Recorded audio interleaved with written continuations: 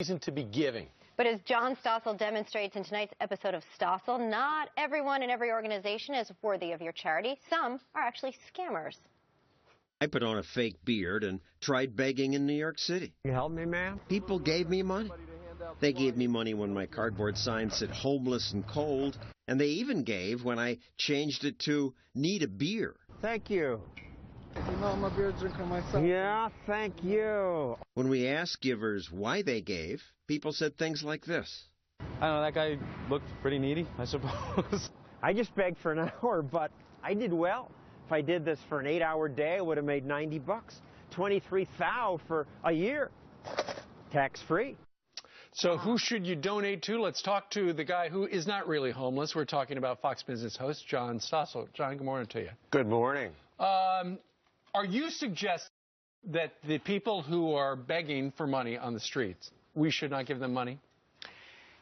Yes, and it's not I who am suggesting that. The people who work with the homeless say don't give them money. It's a bad thing. You're an enabler. You're enabling their alcohol or their drug habit. And far better to, if you really think they're for real, and most are not, to try to help them get to one of the social service agencies. But I think some people do like seeing exactly where their money is going. And this actually brings me to the next point. You say that there are a ton of charities out there that really aren't putting their money where their mouth is, right? So you have ones that we should possibly spend avoid. most of the money on fundraising and officers' salaries. And I give to charities that I can observe personally.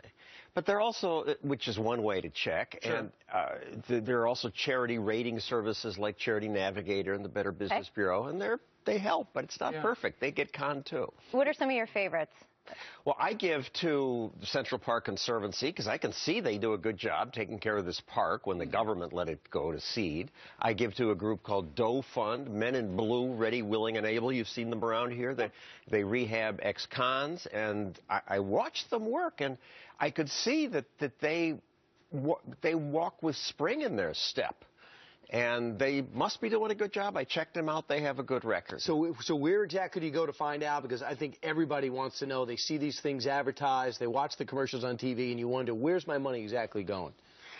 Well, again, there's no exactly you can check. But you can ask about overhead. How much money goes to overhead? You could see a breakdown of their budget. Well, they tell you the truth, and you can see the breakdown of the budget. What are some of the worst ones out there?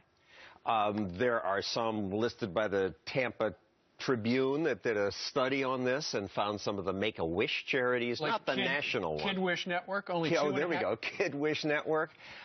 Only 2% of the money, 2.5% were spent on actual aid. Cancer Fund of America, less than 1% of the donations were spent on aid. Children's Wish Foundation International, 10% of the donation. But this was from their telephone fundraising. So, in general, never respond when they call you up. What was it like being homeless in your mind and getting this money? I felt foolish and uncomfortable, but it was just to make the point that that the experts say don't give to these people. We had no background check on What did you do to the money that was donated to you? We donated it to a real charity. Okay. Wasn't that much, but it was more than minimum wage. So the best thing to you to do is watch Stossel tonight on the Fox Business Network. That's right.